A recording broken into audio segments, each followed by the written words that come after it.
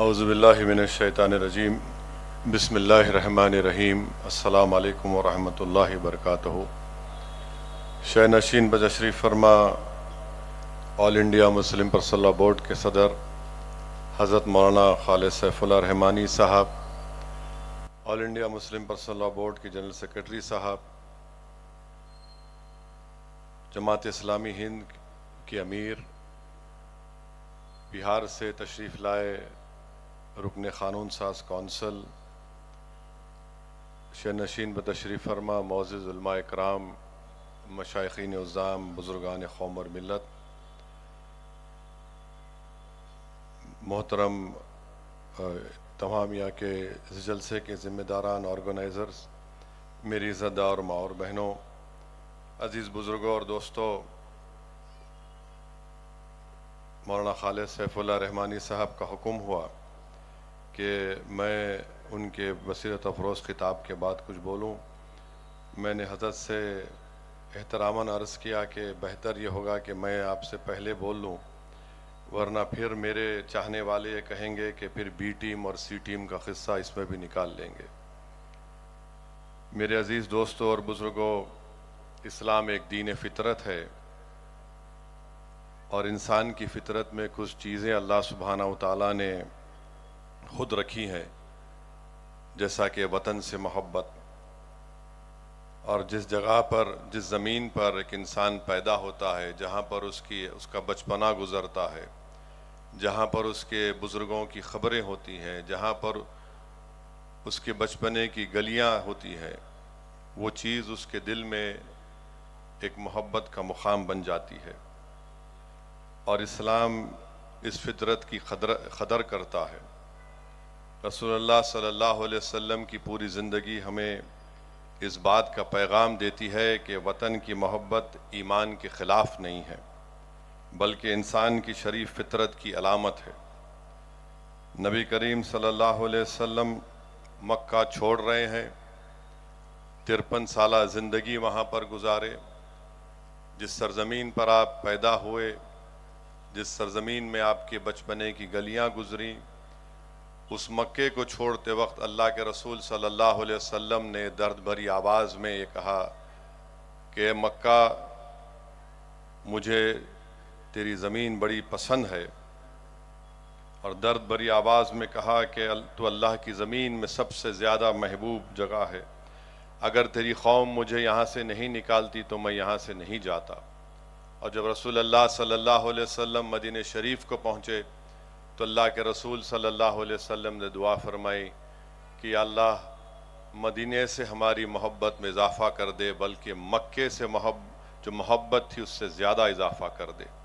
تو میرے عزیز دوستوں اور بزرگوں، اللہ کے رسول صلی اللہ علیہ وسلم نے مدینہ شریف کے لیے دعا فرمائی، اپنے وطن کے لیے دعا فرمائی، اور مدینہ اہل ایمان کی ایک محبوب جگہ بن گیا۔ اور رسول اللہ صلی اللہ علیہ وسلم کی حدیث شریف ہے کہ لوگوں میں بہترین وہ ہے جو لوگوں کے لیے سب سے زیادہ فائدہ مند ہو۔ اور علماء اکرام کی زبانوں سے میں نے سنا کہ یہ اصل وطن سے محبت ہے۔ اگر ہم بھارت سے محبت کرتے ہیں، جو ہم کرتے ہیں، تو ہم یہاں پر فساد کو، جھوٹ کو، ظلم کو روکیں۔ اگر ہم بھارت سے محبت کرتے ہیں اور یقیناً کرتے ہیں تو اس کو امن کا گہوارہ بنائیں۔ ہم اس وطن سے محبت کرتے ہیں تو وہ وطن سے محبت کا تقاضا یہ ہے کہ ہم اپنے ایمان پر کوئی کمپرومائز نہ کریں۔ ہم وطن سے محبت کرتے ہیں تو اس وطن کا آئین ہم کو اس بات کی اجازت دیتا ہے کہ ہم اپنی شریعت پر چلیں۔ میرے عزیز دوستوں اور بزرگوں، یہاں پر بڑے بڑے علماء کرام نے اپنے بصیرت اور فروز خطابات کے ذریعے بتایا کہ اس وطن میں مسلمانوں کا کیا رول رہا۔ میں مختصر سی بات آپ کے سامنے کر کے گزر جاؤں گا کہ چاہے زری کا کام ہو، زردوزی کا کام ہو، بدری کام ہو، چکن کاری ہو، بنارسی کام ہو، یا پھر چھوٹے بچوں کے کھلونے بنانا ہو، یا پھر پیتل تانبے کا کام ہو، یہ سب مسلمانوں کا ہنر ہے جو آج اس وطن میں ہے۔ وہیں پر اگر ہم دیکھیں گے تو صوفیوں نے ایک فارسی आबपाशी का पहिया ईजाद किया, जिसको लिखने वालों ने कहा कि जला यंत्रा या अरागट्ठा कहते हैं, जिससे बंगाल की सरजमीन को बड़ा फ़ायदा हुआ। अब्दुल क़ादर नादाकाटिन पद्मश्री अवार्ड मिला, जिन्होंने एक पानी का अलार्म ईजाद किया, जिससे किसानों की फसल में 25% इजाफा हुआ। हाजी मोहम्मद शफ़ी शेख साहब ने पेर्स का एक बाग बनाया, जिससे उस वहाँ के गांव वालों को नौकरी मिली, उससे बड़ा फ़ायदा हुआ। मेरे अज़ीज़ दोस्तों और बुज़ुर्गों, हवलदार अब्दुल हमीद की क़ुरबानी को हम भूल नहीं सकते। परमवीर चक्र उनको मिला 65 की जंग में। ब्रिगेडियर मोहम्मद उस्मान जो पाकिस्तानियों के ख़िलाफ़ फ़ौज के ख़िलाफ़ लड़ते हुए जम्मू कश्मीर में शहीद हुए, हम उनकी शहादत को नहीं भूल सकते। अब कोई यहाँ पर यह कहेगा कि ओवैसी फ़ौज की बात कर रहा है। मैं फ़ौज की बात इसलिए कर रहा हूँ ताकि उन लोगों को पैगाम दिया जा सके जो बार बार सवाल करते हैं मुसलमानों से कि वतन के लिए आपने क्या किया। वहीं पर हम देखते हैं कि साइंस के मैदान में हम खाली APJ अबुल कलाम का जिक्र करते हैं, मगर सच्चाई ये है कि मोहम्मद इस्लाम खान हैं, इंडियन ग्लाइकोबायोलॉजिस्ट हैं, नेशनल केमिकल लेबोरेटरी में मशहूर दुनिया का साइंटिस्ट है। डॉक्टर सलीम अली हैं, ऑर्निथोलॉजिस्ट हैं। सैयद ज़हूर क़ासिम हैं, जो एंटार्क्टिका में जो भारत पहली मर्तबा गया था 1980 में, मोहम्मद सैयद ज़हूर क़ासिम साहब साथ थे। और 8 मर्तबा जो हम अंटार्कटिका गए वो उन्हीं की बड़ी कोशिशों का नतीजा था। इब्राहिम अली अबू बकर सिद्दीक़ है, एग्रीकल्चर साइंटिस्ट हैं, और उन्होंने अपनी ईजाद में जेनेटिक्स और प्लांट ब्रीडिंग के बारे में जो काम किया, उसकी वजह से छोटा बासमती बड़ा मशहूर हुआ। उनको 2011 में पद्मश्री का अवार्ड दिया गया। ये हमारे चूहानुमा कून कानून, जिसमें वकील हसन, मुन्ना कुरैशी, मोहम्मद रशीद, फिरोज़ कुरैशी, मोहम्मद इरशाद, नसरुद्दीन नसीम, जिसको अंग्रेज़ी में रैट माइनर्स बोलते, जिन्होंने 40 वर्करों की जान बचाई जो उत्तराखंड में किसी एक टनल में फंस गए थे, और दिल्ली सरकार ने माशाअल्लाह, उसमें एक बच्चा वकील था, उसको इनाम के तौर पर बुलडोज़र से उसका घर भी तोड़ दिया। समी सऊद, ये कौन आदमी है जिसने एक पोर्टेबल ECG डिवाइस को ईजाद किया, जो डेटा को वायरलेस क्लाउड से एनालिसिस करके भिजाता है, जिससे कई लोगों की जान बचती है। और ये 99% सही प्रेडिक्ट करता है हार्ट अटैक को। समी सऊद उस शख्स का नाम है। Syed Ehtesham Hasnain, molecular epidemiology, drug resistant tuberculosis के बारे में उन्होंने जो अपना पेपर पेश किया, इससे कई मरीजों के पैसे बच रहे हैं और उनकी सेहत अच्छी हो रही है। वहीं पर हम देखते हैं कि उबैद सिद्दीकी, EA सिद्दीकी, ये मॉलिक्यूलर बायोलॉजी में और एग्रीकल्चर जेनेटिक्स में उन्होंने काम किया। अजीम प्रेम जी ने विप्रो को सारी दुनिया में मशहूर कर दिया। हाबिल खोखरीवाला वो खाट के मालिक, और फिर यूसुफ अली जो लुलू के मालिक हैं, उन्होंने कई लोगों को नौकरी दी, रिटेल में का बादशाह जिसको माना जाता है। वहीं पर मौलाना अबुल कलाम आज़ाद रहमतुल्लाह अलैह की कुर्बानियाँ हम भूल नहीं सकते। फिर तालीम के मैदान में आप जानते हैं फातिमा शेख कौन थी, जो सावित्री बाई फुले के साथ मिलकर बच्चों को तालीम का इंतज़ाम किया। फिर वहीं पर राबिया जो मल्लापुरम की एक अपाहिज लड़की थी, जिसने ख़वानगी को आम करने के लिए बड़े मेहनत की, तो वहाँ पर मरकज़ी हुकूमत ने उनको अवार्ड दिया। शाहनवाज शेख, जिसको ऑक्सीजन मैन कहते हैं मुंबई का, इसने 8000 लोगों की जान बचाई। इसने जब देखा कि अपनी दोस्त की बीवी जो हामिला थी कोविड में मर गई, तो इसने अपनी सिविल कॉन्ट्रैक्टर को छोड़ दिया, अपनी गाड़ी बेची और अपनी दुकान में उसने फ्री ऑक्सीजन का सेंटर बनाया। 2 भाई हैं तजम्मुल मुजम्मिल पाशा, जिन्होंने अपनी ज़मीन को बेचकर जो गरीब लोग कोलार के डिस्ट्रिक्ट में हैं उनके खाने का इंतज़ाम करते हैं। तौफीक और हुसैन पठान, ये 2 लोग हैं। जब गुजरात में मोरबी का ब्रिज गिरा तो तौफीक ने 35 लोगों को अस्पताल लेकर गए, और ये तैराक था हुसैन पठान, तीर कर 50 लोगों की जान बचाई उस नदी में कूद कर। आज मेरे अजीज़ दोस्तों और बुजुर्गों, حقیقت یہ ہے کہ اگر ہم جس سرزمین حیدرآباد میں ہم رہتے ہیں، یہاں پر سب سے پہلا شخص اگر کوئی کالا پانی کو گیا تو شخص کا نام مولوی علاء الدین تھا، جو تاریخی مکہ مسجد کے امام تھے۔ 17 جولائی سن 57 کو انہوں نے جمعے کا خطبہ دیا، سلطان بازار کی ریزیڈنسی میں جا کر احتجاج کیا، اور پھر ایک لمبا قصہ ہے، بہرحال ان کو اٹھا کر ان کی زندگی ختم ہونے تک کالا پانی میں ان کو رکھا گیا۔ انگریز لکھ رہے تھے کہ شخص مر جائے گا، مگر یہاں کی جو حکومت تھی نظام کی سالار جنگ، وہ بولتے تھے کہ مولوی علاء الدین خطرناک ہے، ہم نہیں لا سکتے۔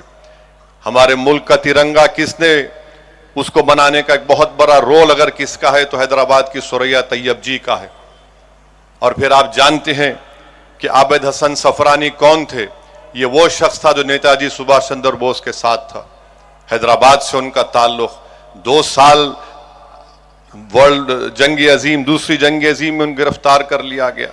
مگر ہم یہ بھی دیکھتے ہیں کہ آج ہم سے پوچھا جاتا ہے، یہ گورنمنٹ آف انڈیا کا ریکارڈ ہے، فارن ایکسچینج 38% گلف کوآپریشن ممالک سے آتا ہے، اور جی سی سی میں سب سے زیادہ کام کرنے والے مسلمان ہیں۔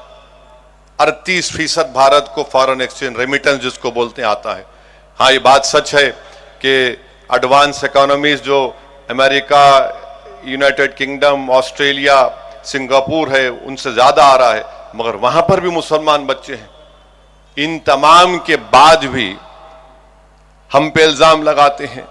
اب میں آپ کو یہ بول کر اپنی بات کو ختم کر دوں گا کہ اس 75 سال کے سفر میں، اس ملک کی آزادی کے بعد سے پہلی ناانصافی کہاں پہ ہوئی؟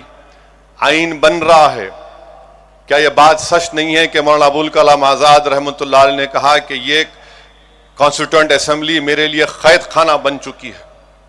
جب کبھی مولانا آزاد حفظ الرحمان رحمۃ اللہ علیہ کے ساتھ اٹھتے اور کہتے کہ جو ریزرویشن دیا گیا اس کو دو، تو کیا یہ بات سچ نہیں ہے کہ سردار پٹیل مسلم لیگ سے وابستہ ان لوگوں کو کھڑا کر کے بولتے کہ مین سٹریم میں آؤ؟ پھر اس کے بعد آپ دیکھیں گے کہ سمویدھان کا مائنورٹی رائٹس کی جو کمیٹی بنائی گئی، سردار پٹیل کو ذمہ داری دی گئی۔ 27 فروری 47 کو سب کمیٹی نے کہا کہ مسلمانوں کو ریزرویشن ملنا چاہیے۔ 8 اگست 47 کو اس کو وڈرا کر لیا گیا۔ کیا یہ بات سچ نہیں ہے کہ مولانا آزاد نے جب مسلم لیگ کے لوگ مسلمانوں کو کہہ رہے تھے کہ تم پاکستان چلو، جو گورنمنٹ میں ملازم تھے، مولانا آزاد نے محنت کر کے ایک سرکولر جاری کروایا، اور پھر کیا ہوا؟ وہ سرکولر واپس لے لیا گیا۔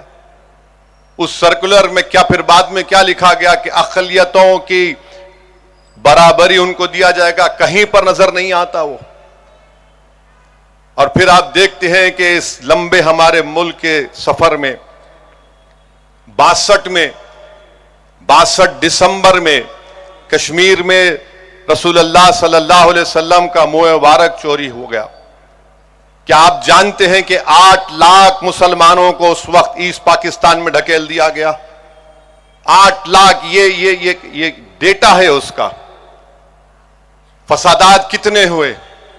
نلی کا میسکر ہوا آسام میں، آپ نے دیکھا فساد ہوا ہاشم پورہ کا، ملیانہ کا، ہم اور آپ نے دیکھا گجرات میں، بلکہ 69 کا فساد تو 2002 سے بدترین تھا۔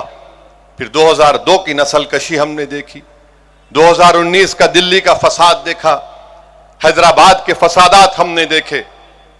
مگر ایک بات جو لوگ سمجھتے نہیں ہے وہ یہ ہے کہ ان تمام فسادات کو ہم نے دیکھا، ہماری مسجد کو شہید کر دیا گیا، اور کورٹ کا جب فیصلہ آیا تو کورٹ نے کہا کسی نے شہید نہیں کیا۔ سپریم کورٹ کا فیصلہ آیا تو کہا کہ آستھا کی بنیاد پر مسجد آپ کو نہیں دی جا سکتی۔ ملک کی تاریخ اٹھا کر پڑھ لو، جو لوگ آج مسلمانوں کو گالی دیتے ہیں اور وفاداری کا سرٹیفکیٹ ہم سے پوچھتے ہیں، اتنا سب ہم نے سہا اور کل بھی سہیں گے، مگر وطن سے نفرت کے مظاہرے نہیں کیے۔ اقتدار پر بیٹھ کر ظلم کرنے والوں سے ہم نے کہا کہ تم ظالم ہو، ہم تم سے نفرت کرتے۔ تم مسلمانوں کو اگر تم دبا رہے ہو تو تم بھارت کو کمزور کر رہے ہو۔ اگر بھارت ایک دنیا کا امن گاہ بننا چاہتا ہے, ایک ڈیولپ کنٹری بننا چاہتا ہے, کیسے بنے گا جب آپ 19 کروڑ مسلمانوں کو اس طرح حقارت کی نظر سے دیکھیں گے, ان سے ناانصافی کریں گے. اور سمویدھان میں رائٹ ٹو ایکوالٹی جو ہے وہ سبسٹینٹیو ایکوالٹی ہے, آپ اس کو بھول جاتے ہیں. مسجد کا فیصلہ ہمارے خلاف آیا تو کیا کسی مسلمان نے کورٹ میں جا کر کسی جج کے اوپر جوتا پھینکا؟ جوتا پھینکنے والے کے بارے میں ایک لفظ نہیں بولا جاتا, نہ میڈیا میں بولا جاتا ہے, کیونکہ وہ اعلیٰ ذات سے اس کا تعلق تھا. ہماری وطن سے محبت ہے اور رہے گی. تم حکمران ہو تو تمہاری وجہ سے ڈر کر نہیں, بلکہ وطن کی محبت ہماری ہے اور رہے گی انشاءاللہ تعالی. میرے عزیز دوستوں اور بزرگوں, یہاں پر یہ بھی کہنا ضروری ہے کہ جب وطن کی محبت کی بات ہم کرتے ہیں تو جو تعلیم ادارے مسلمانوں نے قائم کیے, اگر کوئی اس تعلیم ادارے میں بیٹھ کر بم بنانے کی سازش کرتا ہے تو ہم اس کی بھی مذمت کرتے ہیں.